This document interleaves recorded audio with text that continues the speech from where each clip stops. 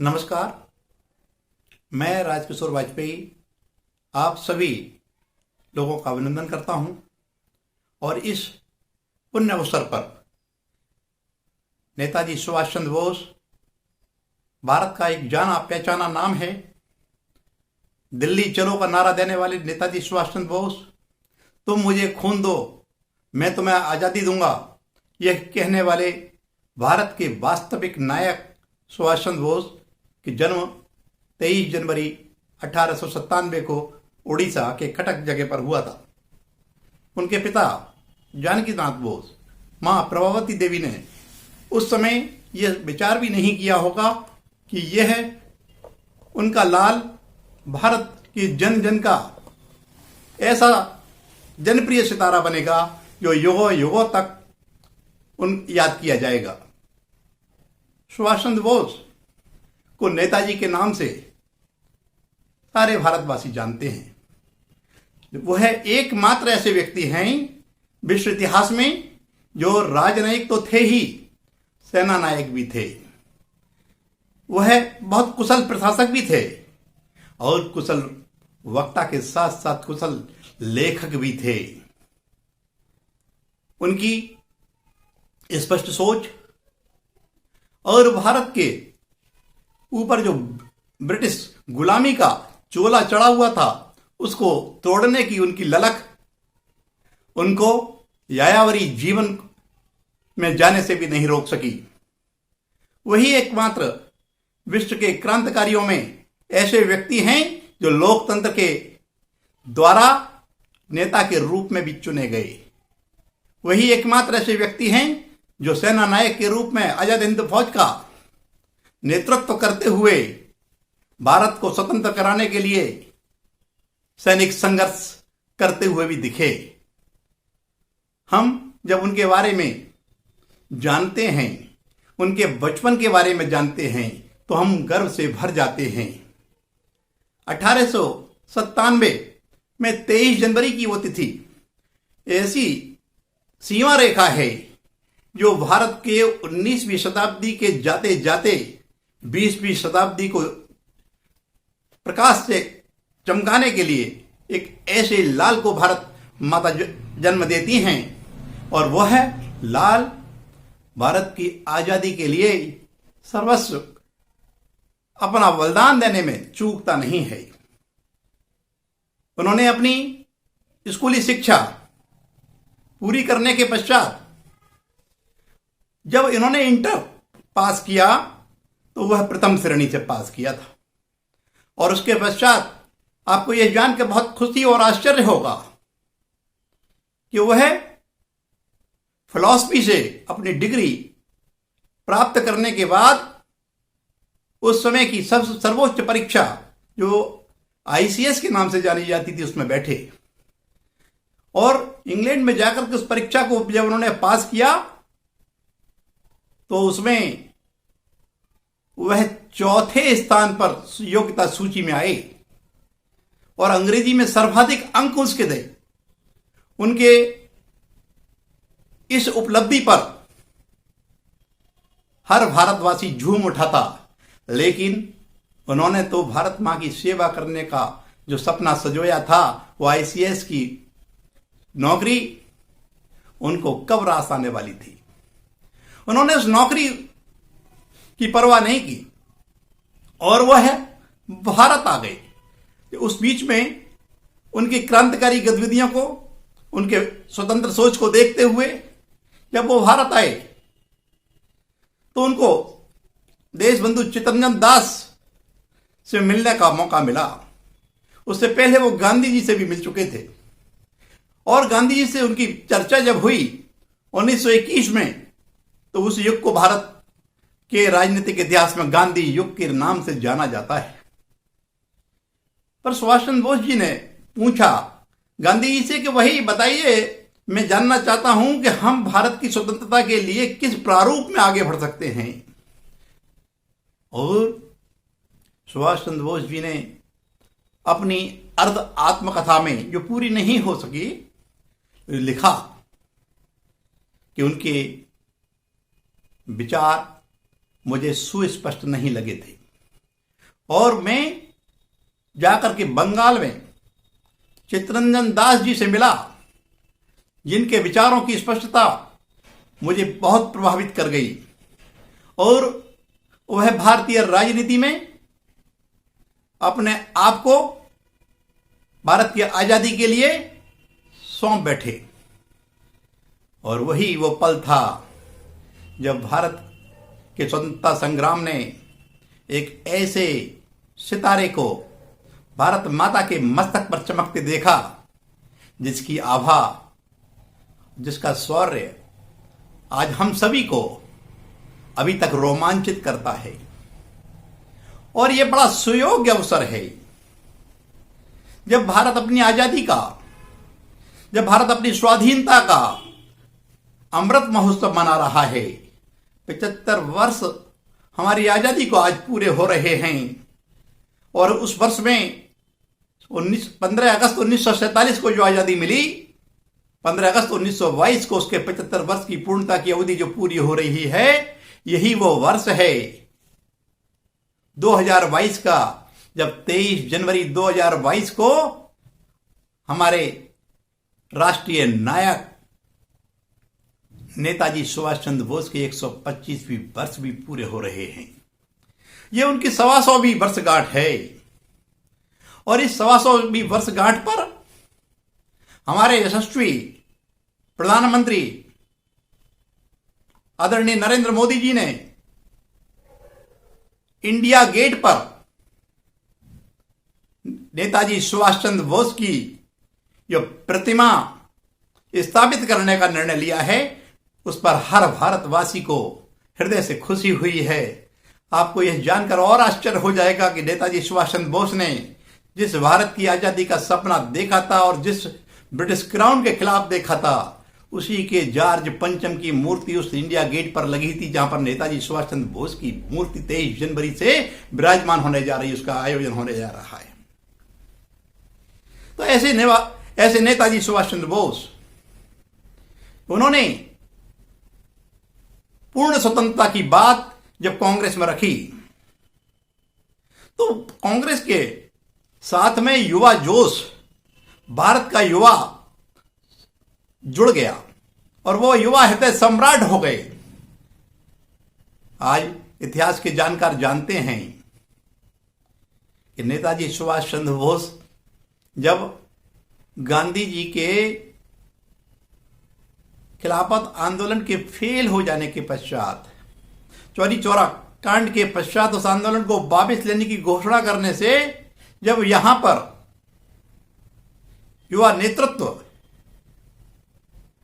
निराशा की झोल में जा पड़ा था, तब जाकर के उन्होंने स्वराज्य पार्टी की भी स्थापना की थी। चित्तरंजन दास के साथ में खड़े होकर के उन्होंने स्वराज्य पार्टी की स्थापना की। और आपको यह जानकर के और आश्चर्य होगा कि उन्होंने रास्ते कितने भी बदले हों, लेकिन लक्ष्य उनकी आंखों से कभी ओझल नहीं हुआ।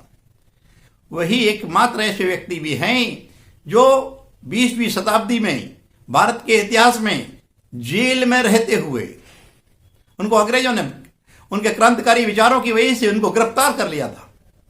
जेल में रहते हुए वो कलकत्ता के मेयर का चुनाव जीते और 1925 में जब CR दास जी की मृत्यु हुई तो वो उसका नेतृत्व भी उन्होंने किया, लेकिन बाद में देश हित की खातिर उन्होंने फिर से कांग्रेस में लौटना मंजूर किया और 1927-28 में पूर्ण स्वतंत्रता की मांग रखने के लिए, डोमिनियन स्टेट की स्वतंत्रता के रूप में आजादी की मांग कांग्रेस रख रही थी। उन्होंने कहा नहीं, पूर्ण स्वतंत्रता से कम पर बात नहीं हो सकती, और यह बात उन्होंने रखी। यह एक गौरवपूर्ण और इतिहास की बात है कि उन्होंने कलकत्ता के मेयर का चुनाव जेल में रहते हुए तो जीता ही था, उससे पूर्व जब CR दास महापौर के रूप में कलकत्ता नगर निगम के चुनाव को जीते थे तो उन्होंने मनोनीत किया था सुभाष चंद्र बोस जी को मुख्य कार्यपालन अधिकारी के रूप में, जिन्होंने वहां पर जो सेवा कार्य किए, जो वहां प्रशासकीय कार्य किए, जिसकी भूरी भूरी प्रशंसा उनके विरोधी भी करते थे। लेकिन उनका सपना तो भारत की आजादी था। उन्होंने गांधी जी के नेतृत्व को जागरण की दृष्टि से तो उचित माना, लेकिन वो इस बात से सहमत नहीं थे कि केवल जन जागरण से और अहिंसावादी नीतियों से अंग्रेजों के आगे आवेदन देने भर से अंग्रेज भारत को छोड़ देंगे। इसलिए जब उनको निर्वासित किया गया तो उन्होंने अपना स्वास्थ्य का इलाज कराने के लिए यूरोप का यात्राएं भी की। उस यूरोप यात्रा में उन्होंने जर्मनी के नेताओं से, उन्होंने फ्रांस के नेताओं से भी संपर्क साधे। वो मुसोलिनी से भी मिले, जर्मन के नेताओं से भी मिले, फ्रांस के नेताओं से भी मिले और भारत की आजादी के लिए उन्होंने भारत के दृष्टिकोण को और भारत की स्थिति को स्पष्ट किया कि भारत की जनता अंग्रेजों के खिलाफ है। परिणाम यह निकला कि जब वो लौटे तो उनको फिर से अंग्रेज शासन ने फिर से नजरबंद कर लिया। लेकिन ये वो पीरियड था जब 1938 में हरिपुरा कांग्रेस, जिसमें पहली बार कांग्रेस के अध्यक्ष के रूप में वो चुने गए थे, और जब 1939 में अध्यक्ष का दोबारा से चुनाव हुआ तो उन्होंने गांधी जी के जो कैंडिडेट थे पट्टाभी सीतारामैया, उनको हरा करके कांग्रेस के अध्यक्ष पद का चुनाव जीता था। लेकिन कार्यकारिणी के सदस्य गांधी जी के निर्देश पर उतना सहयोग नहीं कर रहे थे, तो उनको लगा कि हमको भारत में रहते हुए अपनी शक्ति को बर्बाद नहीं करना है। वहां से उन्होंने इस्तीफा दे दिया और इस्तीफा देने के पश्चात जब 1941 में उनको नजरबंदी का पीरियड था, अंग्रेजों ने उनको नजरबंद कर लिया, तो वो बीमारी का बहाना बनाते हुए भारत से अफगानिस्तान, रूस होते हुए जर्मनी जा पहुंचे, जहां पर वो हिटलर से मिले और भारत की आजादी के लिए उन्होंने अपनी रूपरेखा योजना वहां रखी। हिटलर ने उनको पनडुब्बी के माध्यम से मेडागास्कर तक छुड़वाया और ये दुनिया का पहला एक पनडुब्बियों से किसी देश के नागरिक का अदला बदली का ऐसा प्रकरण था जो नेताजी सुभाष चंद्र बोस के साथ घटा। वो तैर करके जापानी पनडुब्बी तक पहुंचे। उस समय उन खतरनाक स्थितियों में जब ब्रिटिश जासूस उनकी हत्या करने पर तुले हुए थे, कुछ भी हो सकता था, लेकिन जान को हथेली पर लेकर की भारत की आजादी का यह परवाना देश की स्वतंत्रता के लिए लगा रहा। और जापान पहुंच करके उन्होंने वहां पर जो जापानी सहायता और जापानी सहयोग प्राप्त करने की कोशिश की, उसी का परिणाम था कि जो जापान ने भारतीय सैनिक युद्धबंदी के रूप में बनाए थे और उनको सुभाष चंद्र बोस जी को दे दिया। आजाद हिंद फौज का जो गठन था वो रास बिहारी बोस जी ने किया था, लेकिन उसका नेतृत्व इस स्थिति को देखते हुए सुभाष चंद्र बोस जी को मिला और वह सेना नायक के रूप में उन्होंने जो पहला उद्बोधन दिया वह उद्बोधन अद्भुत है। उन्होंने 13 अक्टूबर 1943 को उन्होंने अक्टूबर 1943 में यह घोषणा की कि भारत की स्वतंत्र सरकार की स्थापना हो गई है। और यह स्थायी सरकार को उस समय यह बहुत महत्वपूर्ण बात थी कि उस समय के 11 देशों ने मान्यता भी दी थी, जिसमें जर्मनी, जापान, चीन जैसे देश शामिल थे। महत्वपूर्ण घटनाक्रम जिसने उनकी ख्याति में और 4 चांद लगा दिए वह आजाद हिंद फौज द्वारा कोहिमा का लड़ा गया युद्ध था, जिसमें आजाद हिंद फौज के लगभग 30,000 सैनिकों ने भाग लिया और अंग्रेजों के दांत खट्टे कर दिए थे। लेकिन विश्व की बदली हुई परिस्थितियों में जापान की स्थिति उस समय पराजय की बनी। फलस्वरूप नेताजी सुभाष चंद्र बोस नए उद्योग में लगे हुए थे कि उसी समय एक दुर्घटना का समाचार मिला कि नेताजी सुभाष चंद्र बोस नहीं रहे। एक हवाई दुर्घटना में उनका नहीं रहने की घोषणा उस समय जारी की गई, लेकिन भारतीय जनमानस ने उसको नहीं स्वीकारा। सुभाष चंद्र बोस जी ने वियना में एक ऑस्ट्रेलियन एमिली हेंकल से मैरिज भी की। उनकी एक बेटी भी थी जिसका नाम अनीता बोस है। उनका भतीजा शरद चंद्र बोस ने नेताजी सुभाष चंद्र बोस के साहित्य को 12 खंडों में प्रकाशित कराया है।